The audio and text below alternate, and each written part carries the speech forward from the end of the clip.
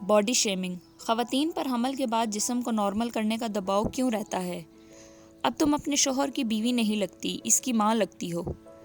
تم ایسے لگ رہی ہو جیسے اژدہے نے پورا انسان نگل لیا ہو۔ اچھا، کیا وزن کم کر لیا ہے؟ ورنہ تم بہت خطرناک ہو گئی تھی۔ اب تم یہ کپڑے مت پہنا کرو، موٹی ہو گئی ہو، بری لگتی ہو۔ کیا عملی طور پر کسی بھی شخص کے لیے یہ ممکن ہے کہ وہ ایک انسان کو اپنے جسم کے اندر پالے اور اس کی پیدائش کے بعد فوری طور پر ایسا دکھائی دینے لگے جیسے اس کے جسم کے ساتھ کچھ نہیں ہوا؟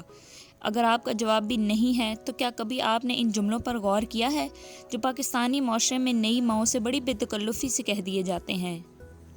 لاہور میں مقیم ماہر نفسیات ڈاکٹر مریم سہیل کا خیال ہے کہ بچے کی پیدائش کے تقریباً 8 ماہ تک ماں کی جسمانی اور ذہنی حالت اتنی نازک ہوتی ہے کہ اگر اس وقت اس کے گرد لوگوں کے رویوں میں ہمدردی نہ ہو تو ماں کی ذہنی پریشانیوں میں اضافہ ہو سکتا ہے۔ چند نئی ماؤں نے ہمیں ایسے جملوں اور طعنوں کے بارے میں بتایا ہے جن سے ان کی شدید دل آزاری ہوئی اور وہ احساس کمتری کا شکار ہو گئی ہیں۔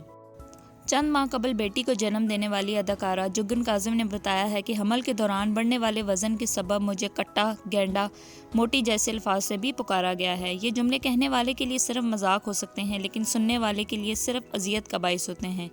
جگن 3 بچوں کی ماں ہیں اور کہتی ہیں کہ ہر بار ماں بننے کے بعد انہیں وزن سے متعلق تنقید کا سامنا کرنا پڑا۔ انہوں نے بتایا ہے کہ پہلے بچے کی پیدائش کے وقت ان کا وزن تقریباً 30 کلو بڑھ گیا تھا۔ انہیں پوسٹ مارٹم ڈپریشن نے بری طرح سے متاثر کیا اور ایسے میں ان کے وزن کے بارے میں لوگوں کے جملے انہیں بہت پریشان کرتے تھے۔ انہوں نے کہا ہے کہ میں باتھ روم میں جا کر رویا کرتی تھی اور یہ بھی کوشش کرتی تھی کہ کسی کو پتہ نہ چلے۔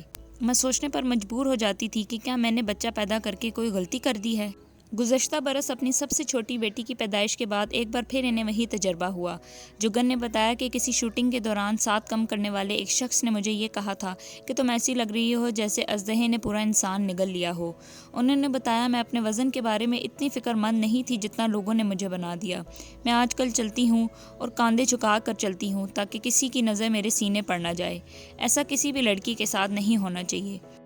جگن کاظم نے بتایا کہ اپنے وزن پر تنقید سے بے چین ہو کر بچے کی پیدائش کے تیسرے ہی ہفتے وہ ورزش کے لیے ٹریڈ مل پر چڑھ گئیں۔ انہوں نے کہا کہ اس حرکت کے سبب میرے پیٹ میں کچھ ٹانکوں سے خون بہنے لگا اور بعد میں مجھے اس حرکت پر ندامت محسوس ہوئی۔ جگن اس بات پر زور دیتی ہیں اور کہتی ہیں کہ لوگوں کو یہ احساس ہونا چاہیے کہ وہ کسی شخص کو کتنی تکلیف پہنچا رہے ہیں۔ ان کا خیال ہے کہ کسی بھی چیز کی ایک حد ہوتی ہے اور اس حد کو اس معاملے میں پار نہیں کرنا چاہیے۔ جگن کا کہنا ہے کہ میرے سینے کے سائز پر لوگ ایسے گھٹیا تبصرے کرتے ہیں کہ میں آپ کو بتا نہیں سکتی، لیکن لوگ یہ نہیں سمجھتے کہ میں بچے کو دودھ پلانا بند بھی تو نہیں کر سکتی ہوں۔ اگر ڈائٹنگ کرتی رہی تو بچے کے لیے صحیح نہیں ہے، تو ایسی صورتحال میں کیا کروں؟ امریکہ میں مقیم پاکستانی خاتون صفا کہتی ہیں کہ ان کے شوہر اور سسرال والوں نے بچے کی پیدائش کے بعد اس بات کا خاص خیال رکھا ہے کہ ان کے ساتھ ایسی کوئی بات نہ ہو جس سے انہیں تکلیف پہنچے، لیکن وہ یہ بھی کہتی ہیں کہ نئی ماؤں کے ساتھ ایسا رویہ معاشرے میں بہت کم دیکھنے کو ملتا ہے۔ صفا نے کہا نئی ماؤں کے ذہن میں ایک مسلسل جنگ چل رہی ہوتی ہے کہ بچے کو دودھ پلاؤں یا ڈائٹنگ کروں تو دودھ کیسے پلاؤں، اور ایسے میں لوگوں کے موٹاپے سے متعلق جملے ماں کو مزید اذیت میں ڈالتے ہیں۔ ہماری شکل و صورت اور جسامت پر ہونے والی تنقید ہمیں مختلف قسم کے وسوسوں میں ڈال سکتی ہے۔ احساس کمتری میں ایک عورت یہ بھی سوچنے پر مجبور ہو جاتی ہے کہ اب وہ کسی کے لیے اہم نہیں رہی یا اس کی وہ اہمیت نہیں رہی جو پہلے ہوا کرتی تھی۔ صفا صدیقی نے بتایا کہ ان سے ان کی کسی نزدیکی خاتون نے اپنی اس الجھن کے بارے میں بات کی تھی اور کہا تھا کہ میں سوچتی ہوں کہ کیا میں اب اپنے شوہر کو اچھی لگوں گی۔ میں نے اسے کہا کہ تمہارا شوہر آخر تمہیں توجہ کیوں نہیں دے گا؟ جسم اگر تھوڑا بہت تبدیل ہو بھی جائے گا تو تم تو آخر وہی ہو۔ صفا نے بتایا جب میں نے بچے کی پیدائش کی کچھ عرصے بعد پاکستان سفر کیا تو مجھے کسی نے کہا اچھا ہوا تم نے وزن کم کر لیا ورنہ تم بہت خطرناک ہو گئی تھیں۔ مجھے سمجھ نہیں آیا کہ میں اسے تعریف سمجھوں یا کچھ اور۔ انہوں نے کہا کہ سب کو یہ بات سمجھنے کی ضرورت ہے کہ بچے کو پیدا کرنا، ماں کے وزن میں تبدیلی، یہ تمام چیزیں زندگی کا حصہ ہیں۔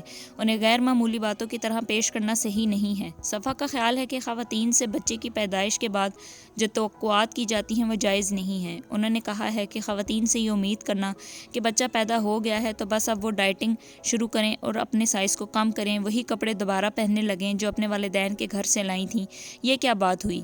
میں نے ایک پورا انسان اپنے جسم میں بڑا کیا اور پیدا کیا، آپ کو مجھے وقت دینا ہوگا۔ صفا کا خیال ہے کہ یہ بہت ضروری ہے کہ آپ کے اطراف جو خواتین ہیں وہ آپ کو یہ بتائیں کہ آپ کی سب سے زیادہ توجہ اپنے بچے کی صحت پر ہونی چاہیے اور یہ نہ بتائیں کہ آپ کتنی موٹی ہو گئی ہیں۔